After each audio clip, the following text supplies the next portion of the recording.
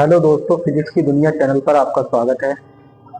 हम चैप्टर 7 पढ़ रहे हैं क्लास 12 का, गतिमान आवेश तथा चुंबकीय क्षेत्र। अभी पिछले दिनों क्या पढ़ाया था? कल हमने पढ़ाया था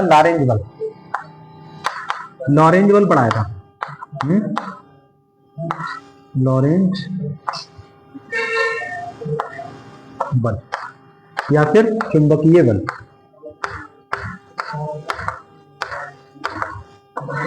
सुने, अगर Q आवेश का कण एक समान चुंबकीय क्षेत्र में थीटा कोण से गतिमान है तो लॉरेंज बल का सूत्र क्या आया था?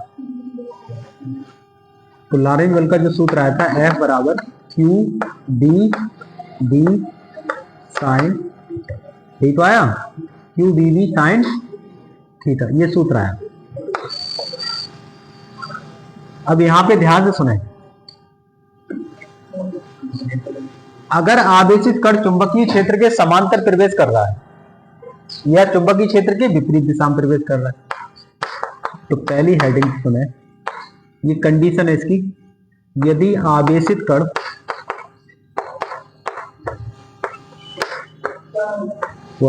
बैठो चुंबकीय क्षेत्र की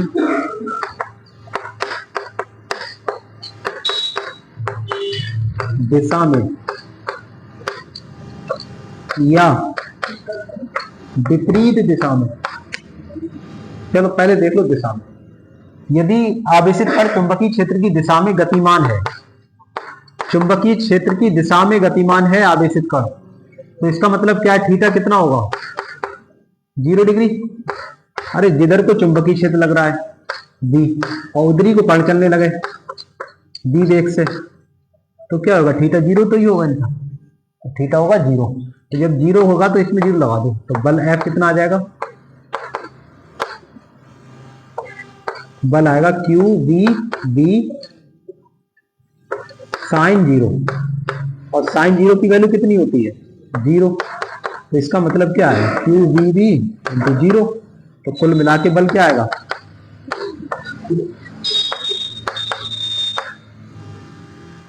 बल क्या आएगा? 0।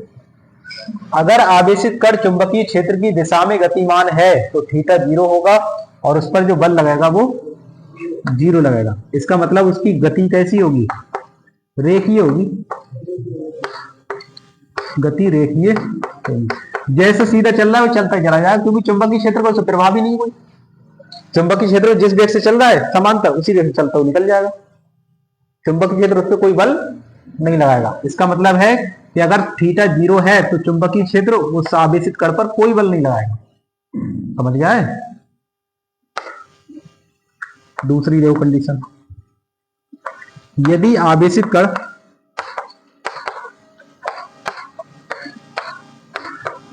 चुंबकीय क्षेत्र की विपरीत दिशा में गति करता है, चुंबकीय क्षेत्र की विपरीत दिशा में गति करता है,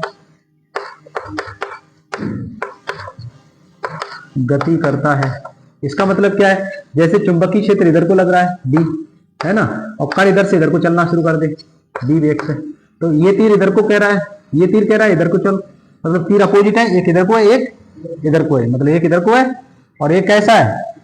एक इधर के लिए और एक इधर के लिए, तो बीच का कोण कितना होगा? अरे एक इधर को है ये तीर और एक इधर को, तो बीच का कोण कितना हो गया?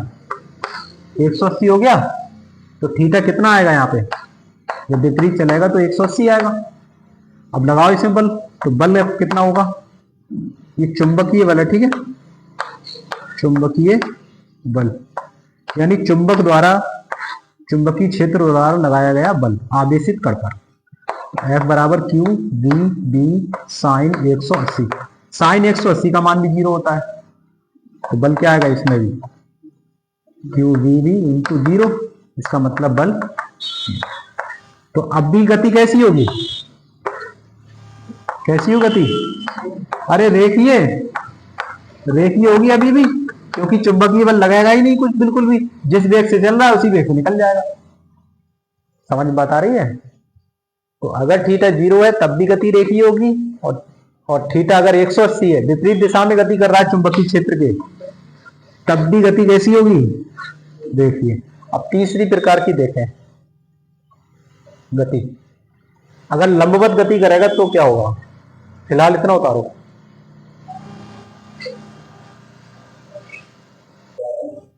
अब सुनो, पहली कंडीशन में क्या था, चुंबकीय क्षेत्र के समांतर गति कर रहा है, या चुंबकीय क्षेत्र की दिशा में, समांतर कहो या दिशा में एक ही बात है। तो कितना आया बल, 0, और विपरीत चलेगा तब भी बल 0।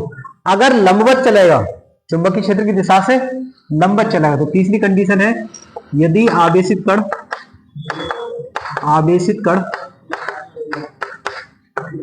चुंबकीय क्षेत्र की दिशा के लंबवत गति करता है, कहने का मतलब यह है कि चुंबकीय क्षेत्र तो इधर को लग रहा है और कण किधर को चलना शुरू कर दे, ऊपर की ओर बी वेग से चलना शुरू कर दे, इस तरीके से, तो बीच का कोण कितना आएगा, ये 90 डिग्री आएगा ना। तो हाँ, तो इस कंडीशन में क्या होगा देखो, यदि तब थीटा कितना होगा, तब जो थीटा होगा वो 90 डिग्री होगा, और इस स्थिति में जो लारेंज बल लगेगा या चुंबकीय बल लगेगा उसका मान कितना होगा, F बराबर होता है Q V B sine theta. अब थीटा की जगह मान लगाओ, F बराबर क्यू बी साइन 90, और साइन 90 की वैल्यू 1 होती है।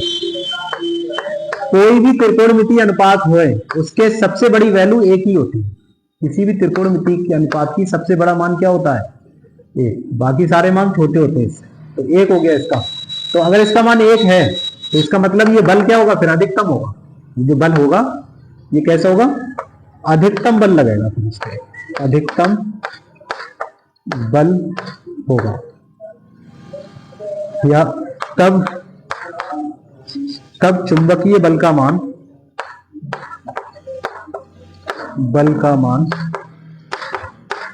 अधिकतम होगा।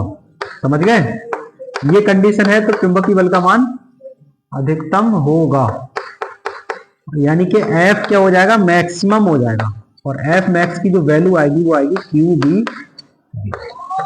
और जब ये होगा कंडीशन, जब ये कंडीशन आएगी तब गति जो है वृत्ताकार होगी। ठीक है, आवेशित कण की गति कैसी होगी,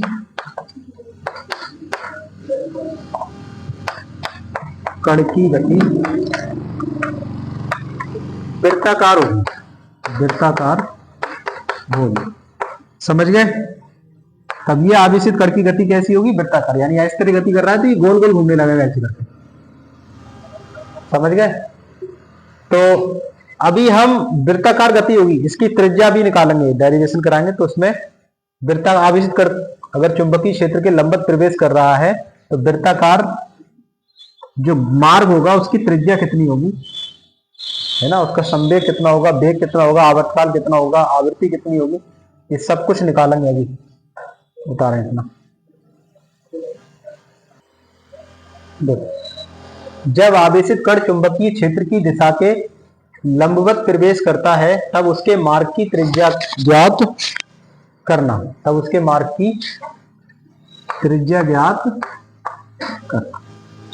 तो ध्यान, अगर मैंने ये क्रॉस बनाया तो इसका मतलब क्या है, चुंबकीय क्षेत्र कागज के तल के लंबवत किधर की ओर है, अंदर की ओर है, बिल्कुल ठीक है। अब इसमें कोई आवेशित कण प्लस का क्यू, ध्यान से देखना, मैं प्लस का क्यू बोल रहा हूं, प्लस का क्यू इसके अंदर बी वेग से प्रवेश कर रहा है। ठीक है, इसका वेग क्या है, बी, ये बी वेग से प्रवेश करता है इसके चुंबकीय क्षेत्र बी के भीतर, और क्षेत्र की दिशा के लंबवत प्रवेश कर रहा है, यानी थीटा जो है यहाँ पे 90 डिग्री है। चुंबकीय क्षेत्र अंदर की ओर है ना, और ये इस तरीके से इसके लंबवत प्रवेश कर रहा है, अंदर की ओर हो गया, और ये इस तरीके से प्रवेश कर रहा है, आवेशित कर इस तरीके से। तो जब इसके अंदर इस तरीके से प्रवेश करेगा तो क्या होगा, ये वृत्ताकार मार्ग पर घुमा देगा। कैसे घुमाएगा बताओ, मैंने क्या बताया था, चुंबकीय क्षेत्र की दिशा में उंगलियां रखा सीधे हाथ की, है ना, और अंगूठा आवेशित कण के वेग की दिशा में, हथेली को धक्का देने की दिशा, इसमें बल की दिशा होगी। तो जब ऐसे करके इसे प्रवेश करेगा ये आवेशित कण, तो ये क्या होगा, हथेली से ऊपर घुमाएगा, है ना, चुंबकीय बल से ऊपर घुमाएगा, इस तरीके से ऐसे कर गोल गोल घूम जाएगा ये।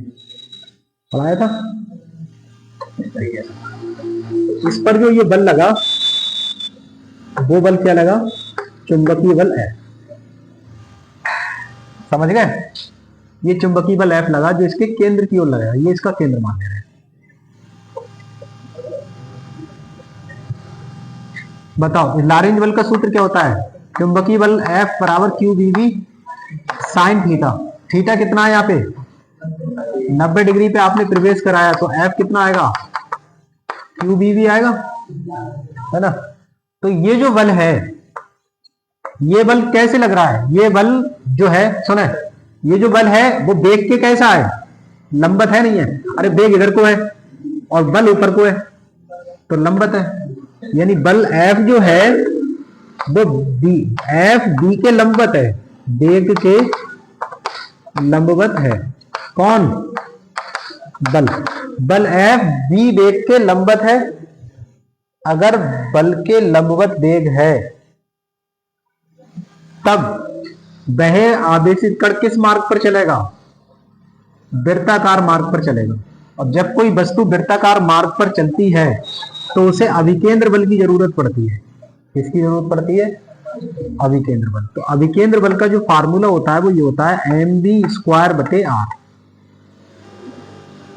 एम है आवेशित कण का द्रव्यमान, बी उसका वेग और आर उस मार्ग की त्रिज्या है, वृत्ताकार मार्ग की त्रिज्या है। आर क्या है, वृत्ताकार मार्ग की त्रिज्या। अगर इतना, हाँ, अगर ये है किसी वस्तु में बल एम बी स्क्वायर बटे आर, तभी वह कण वृत्ताकार मार्ग पर चल सकता है, अन्यथा नहीं चल सकता। समझ गए। तो आवेशित कण यहाँ पे वृत्ताकार मार्ग पर गति कर रहा है, तो इसका मतलब है कि इसके अंदर ये है मौजूद, कौन, एम बी स्क्वायर बटे आर। एम बी स्क्वायर बटे आर मौजूद है क्योंकि ये वृत्ताकार मार्ग पर गति कर रहा है।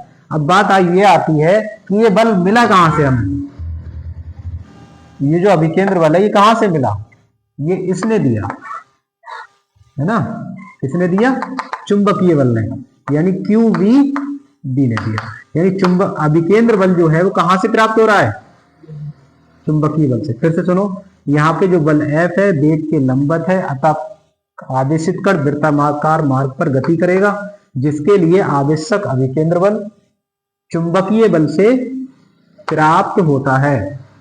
सही है। अब यहां से R का मान निकाला है आप, तो R से फिर से गुणा करें, क्यू बी बी आर बराबर एम बी स्क्वायर। तो R इजिकल टू क्या आ जाएगा, एम बी स्क्वायर बटे क्यू बी और बी, एक बी से एक बी कैंसिल, तो R कितना आया, एम बी बटे, यही वृत्ताकार मार्ग की त्रिज्या है। समझ में आई बात। अगर यहां से बेग चाहिए होता तुम्हें, तो अगर यहां से हमें बेग चाहिए तो यहीं से निकाल लो, तो R इंटू क्यू बी बराबर एम बी। अब बेग चाहिए तो बेग का फार्मूला क्या हो जाएगा, आर क्यू बी बटे एम, बेग आ गया। अब चाहिए तुम्हें आवर्तकाल, आवर्तकाल क्या चाहिए तुम्हें, सुने, देख ध्यान सुने बोर्ड पे, आवर्तकाल चाहिए। तो आवर्तकाल का फार्मूला क्या होता है, एक चक्कर में लिया गया समय आवर्तकाल कहलाता है। यानी यहां से कण चले और यही वापस आ जाए तो ये क्या होगा, आवर्तकाल। तो आवर्तकाल का मतलब ये कितनी दूरी तय कर इसने, परिधि के बराबर। अरे यहीं से चला, यहीं गोल गोल घूम के आ गया तो परिधि तो चली, परिधि। और बटे क्या आएगा, चाल। देखो चाल बराबर होता है दूरी बटा समय, अपनों को समय निकालना है, तो समय बराबर क्या होगा, दूरी बटा चाल। चाल हो या फिर बेग, तो परिधि कितनी दूरी तय करी, 2 पाई आर। किस चाल से तय करी, वो चाल ये निकाल लिया आपने, आर क्यू बी बटे एम। एम पलट के ऊपर पहुंच रहा है, आर से आर कट गया, तो टी बराबर क्या आया, 2 पाई एम बटे Q B. Q B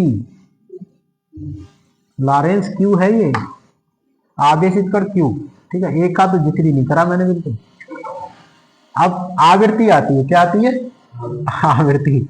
1 second में ये कितने चक्कर लगा रहा है गोल गोल, जैसे 1 हो गया, फिर 2 हो गया, फिर 3 हो गया, इस तरीके से 1 सेकंड में चक्करों की संख्या आवृत्ति कहलाती है।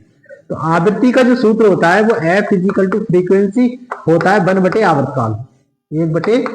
तो आवर्तकाल का सूत्र ये आया, तो आवृत्ति का क्या हो जाएगा, क्यू भी ऊपर आ जाएगा और 2 पाई एम नीचे आ जाएगा। लो ये आवृत्ति आ गई। समझ गए? तो इस तरीके से हम सारे मान निकालेंगे। अब समझ गए होगे आप। अब इसे कर दे रहे हैं फटाक से। तो माना कोई आवेशित कण प्लस का क्यू एक समान चुंबकीय क्षेत्र V में क्षेत्र की दिशा से थीटा कोण पर प्रवेश करता है। देखो, माना एक आवेशित कण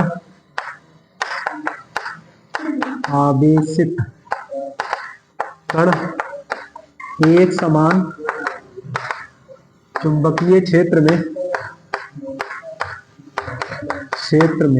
एक समान चुंबकीय क्षेत्र जो कागज के तल के लंबवत है, जो कागज के तल के लंबवत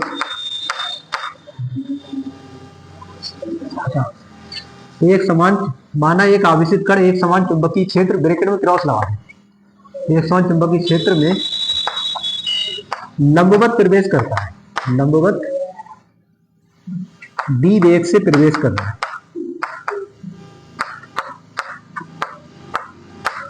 प्रवेश करता है। ठीक है, प्रवेश करता है।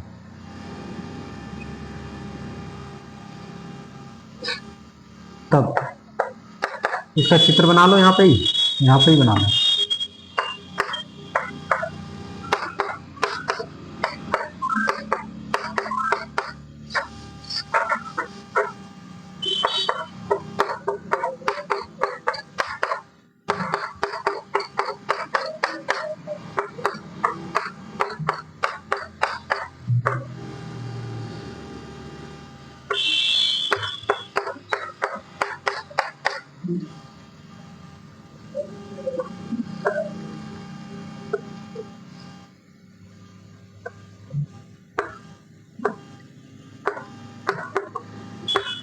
नब्बे प्रवेश कर रहा है, थोड़ा आगे तक बढ़ाना इसे,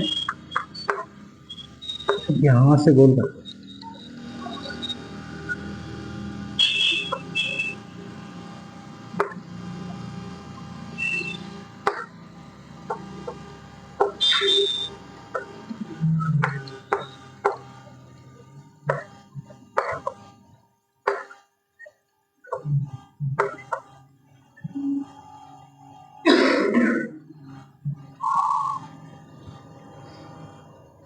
तब आवेशित कण पर, तब चुंबकीय क्षेत्र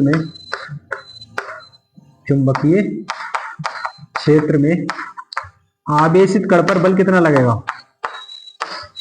कण पर बल, तो ये जो बल लगेगा वो लगेगा F बराबर QVD साइन थीटा, परंतु थीटा कितना है? थीटा है 90 डिग्री, क्योंकि कण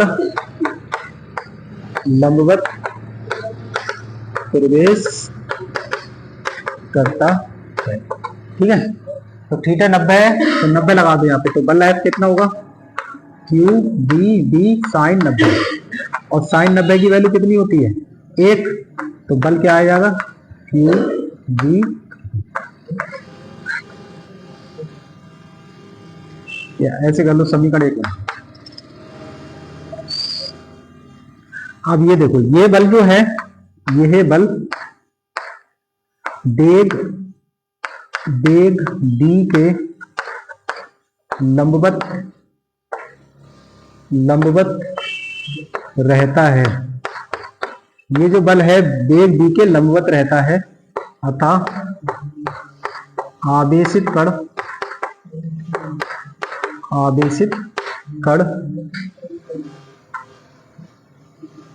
चुंबकीय क्षेत्र में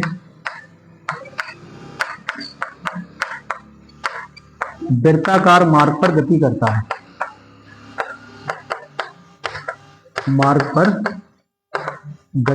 है, आवेशित कण कैसी गति करेगा? क्योंकि ये बल जो है चुंबकीय क्षेत्र के लंबवत है, तो आवेशित कण वृत्ताकार मार्ग पर गति करता है। और जब वृत्ताकार मार्ग पर गति करता है, तो अभी बताया कि इसके लिए क्या चाहिए? अभिकेंद्र बल, जो किससे प्राप्त होगा? चुंबकीय बल से, जिसके लिए आवश्यक अभिकेंद्र बल, जिसके लिए आवश्यक अभिकेंद्र बल, अभिकेंद्र, अभिकेंद्र बल चुंबकीय बल से प्राप्त होता है।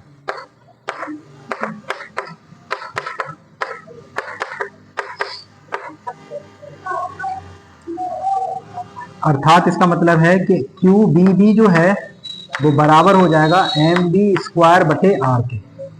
अब यहां से आर से फिर से गुणा कर लो तो आ जाएगा क्यू बी बी आर बराबर हो जाएगा एम बी स्क्वायर।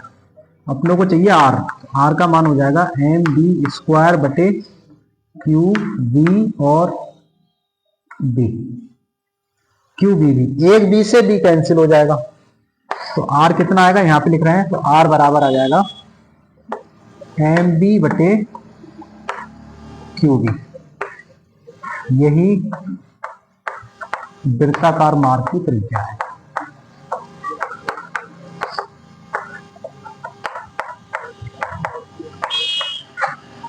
कितना उतारा अभी और कराएंगे।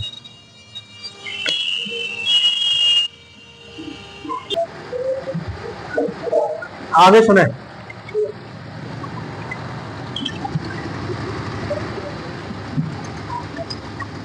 Q बटे M को हम कहते हैं विशिष्ट आवेश। इसे क्या कहते हैं? विशिष्ट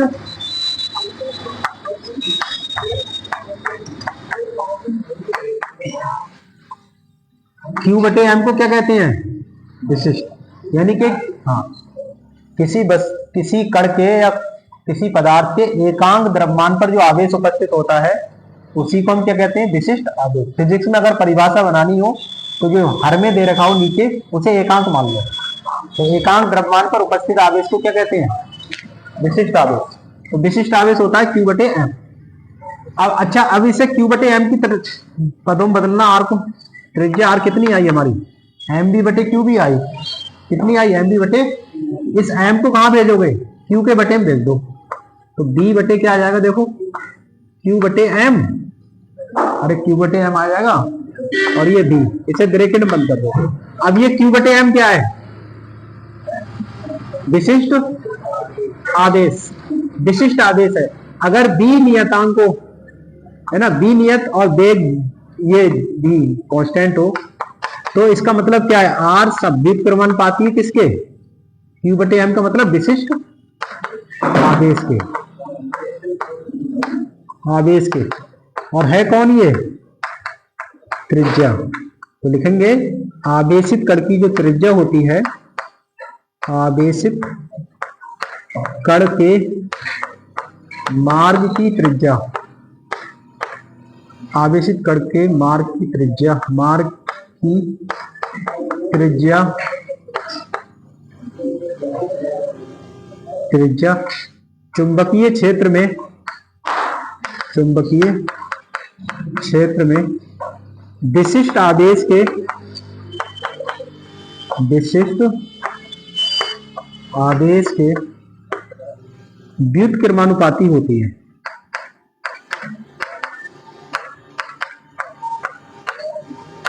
होती है। अब क्या निकालेंगे हम? अब देखो एक एक करके निकालते हैं। पहले निकालते हैं आवर्तकाल।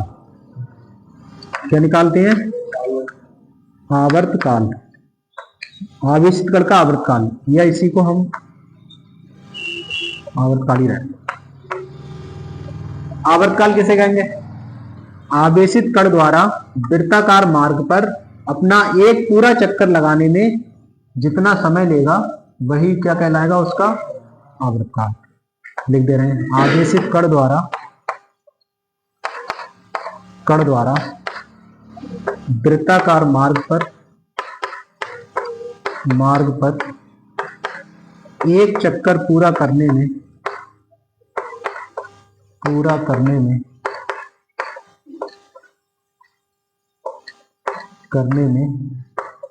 जो समय लेता है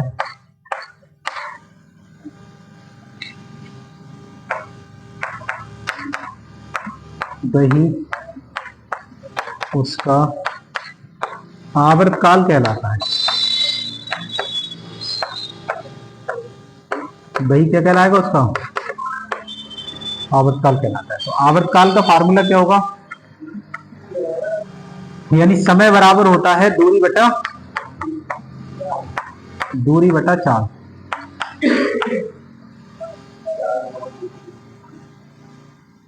चलो, तो हमें समय यानी आवर्तकाल t ही चाहिए, तो दूरी हो जाएगी हमारी कितनी, परिधि यानी 2 पाई r, और चाल क्या हो जाएगी, d, चाल d हो जाएगी, चाल d हो जाएगी। चलो, अच्छा चाल इसी फार्मूले से निकाल लो, या चाल निकाल लो, या वेग का ही मान लगा दो, कोई फर्क नहीं है। चलो r का ही मान लगा दो, कोई फर्क नहीं है। जैसे r का मान ये है, r अपने पढ़ी अभी त्रिज्या कितनी है, r बराबर एम बी बटे क्यू बी, तो r का मान यहाँ रख दो, r का मान ये वाला यहाँ रख दो, क्या आएगा देखो 2 पाई बटे b, और ये r का मान पूरा ऐसे ही लिख दो, एम बी बटे क्यू बी। समझ गए, देखो b से b कट गया, तो बचा क्या,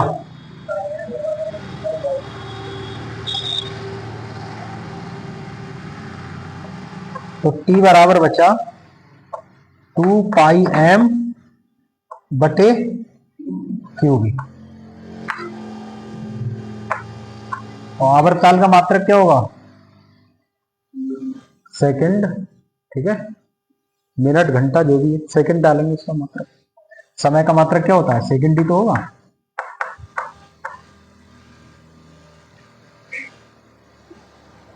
उतारो इतना, आगे चलो। अब हम क्या निकालते हैं, आवृत्ति। आवृत्ति किसे कहते हैं, 1 सेकंड में वृत्ताकार मार्ग पर चक्रों की संख्या। तो लिख लो यहां से, इसके बाद यहां से लिखेंगे आप आवृत्ति। आवृत्ति F से दिखाते हैं इसे, आवृत्ति का प्रतीक F। तो एक सेकंड में चक्रों की संख्या, 1 सेकंड में चक्करों की संख्या,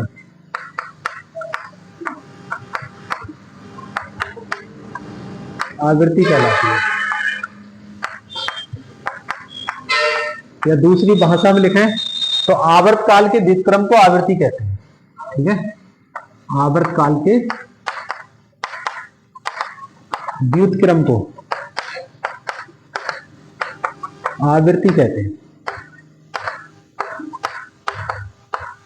मतलब f का जो मान है आवृत्ति वो है 1/t। आवर्तकाल का व्युत्क्रम कर दो तो क्या आ जाएगा, आवृत्ति। परंतु t कितना निकाला तुमने, परंतु तुमने t निकाला ये 2 पाई m बटे क्यू बी, इसलिए f कितना होगा, आवृत्ति क्या हो जाएगी अब बताओ, हाँ क्यू बी बटे 2 पाई m। इसका जो मात्रक है वो हर्ट्ज है, क्या मात्रक है, हर्ट्ज। और हर्ट्ज को कहते हैं H Z, H Z hertz, ठीक, उतारी।